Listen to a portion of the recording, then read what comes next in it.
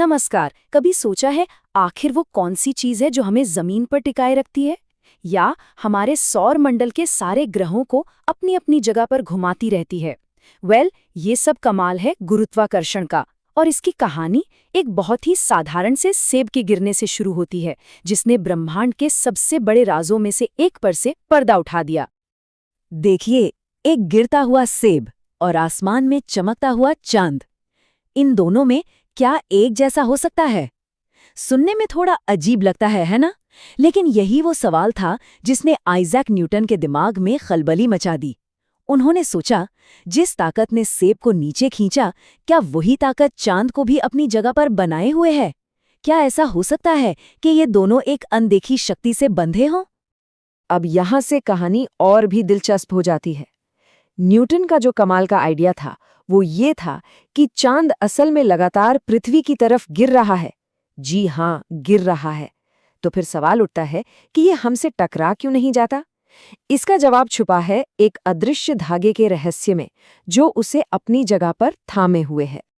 इसे समझने के लिए एक छोटा सा प्रयोग सोचते हैं। मान लीजिए हमने एक पत्थर को धागे से बांधा और उसे अपने सिर के ऊपर गोल गोल घुमाना शुरू किया। जब तक धागा हाथ में है, पत्थर गोल घूमता रहेगा, राइट? पर जैसे ही हम धागा छोड़ते हैं, वो एक सीधी लाइन में उड़ जाता है। मतलब वो धागा ही था जो पत्थर को लगातार अंदर की तरफ खींच रहा था।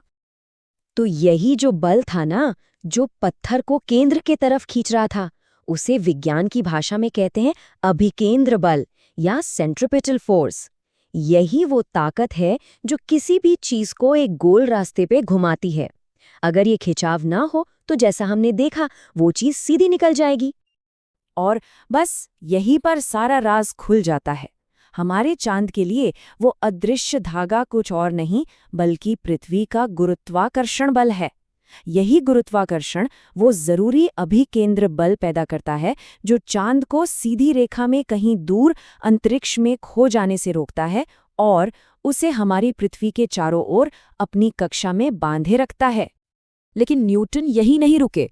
उन्हें समझ आ गया कि ये खिंचाव सिर्फ पृथ्वी, सेब या चांद की कहानी नहीं है।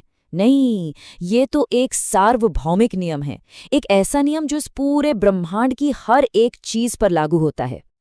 और यहाँ आता है सबसे हैरान करने वाला हिस्सा। न्यूटन का नियम कहता है कि इस ब्रह्मांड में मौजूद हर एक चीज हर दूसरी चीज को अपनी तरफ खींच रही है। ये कुर्सी, वो मेज, हम सब, दूर के तारे, सब कुछ एक दूसरे को खींच रहा है। और ये खिंचाव सिर्फ दो बातों पर निर्भर करता है। एक कि चीजों के अंदर पदार्थ कितना है, जिसे हम द्रव्यमान या मास कहते हैं, और दूसरा कि वो एक दूसरे से कितनी दूर हैं। नियम का पहला हिस्सा तो बिल्कुल सीधा सा है। जितना ज्यादा द्रव्यमान उतना ही ज्यादा खिंचाव। मतलब चीज जितनी भारी होगी उसकी खींचने की ताकत उतनी ही ज्यादा होगी। जाहिर है, एक ग्रह का द्रव्यमान एक सेब से कहीं कहीं ज्यादा है तो उसका गुरुत्वाकर्षण बल भी जबरदस्त होता है। लेकिन दूरी के साथ जो होता है ना, वो बड़ा मजेदार है। गुरुत्वाकर्षण का बल दूरी बढ़ने के साथ बहुत बहुत तेजी से कमजोर होता है। इसे कहते हैं व्युत्क्रम वर्ग नियम। अब ये सुनने में थोड़ा मुश्किल लग सकता है, पर इसका मतलब बस ये है कि अगर दो चीजों के बीच की दूरी दोगुनी कर दी जाए तो उनके बीच का बल 4 गुना कम हो जाएगा, और अगर दूरी 3 गुना कर दें तो बल 9 गुना कम हो जाएगा। मतलब ये बहुत तेजी से घटता है।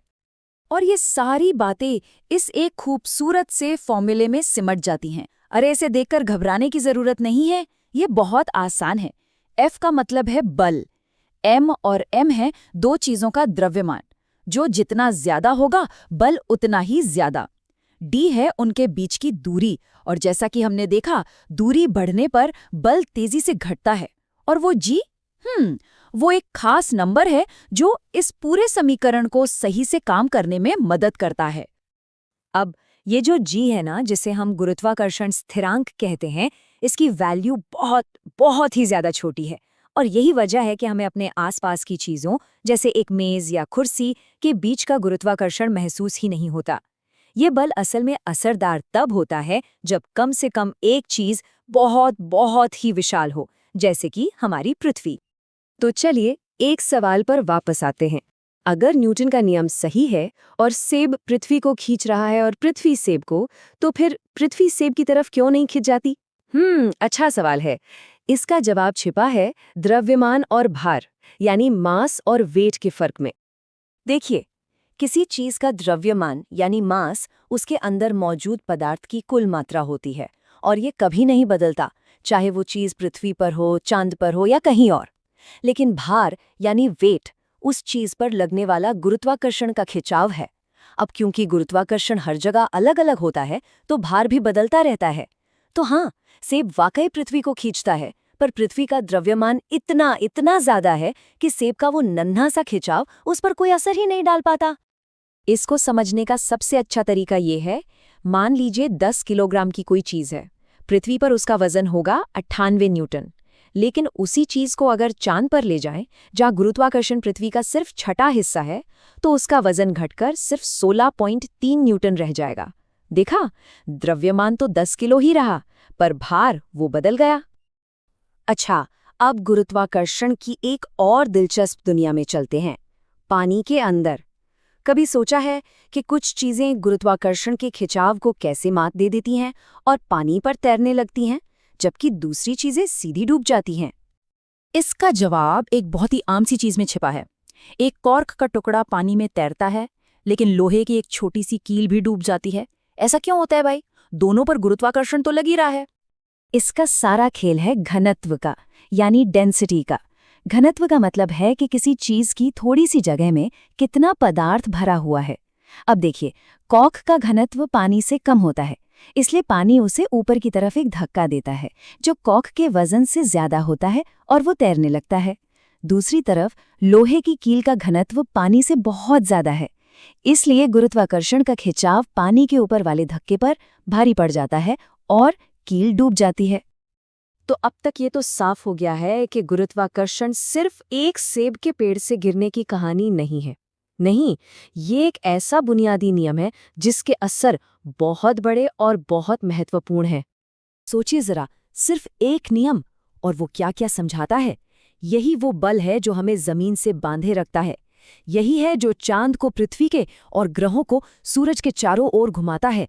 और तो और समंदर में जो ज्वार भाटा आता है, उसके पीछे भी यही गुरुत्वाकर्षण है। सब कुछ बस एक ही सरल से सिद्धांत का नतीजा है। और जाते जाते एक सवाल के साथ छोड़ते हैं।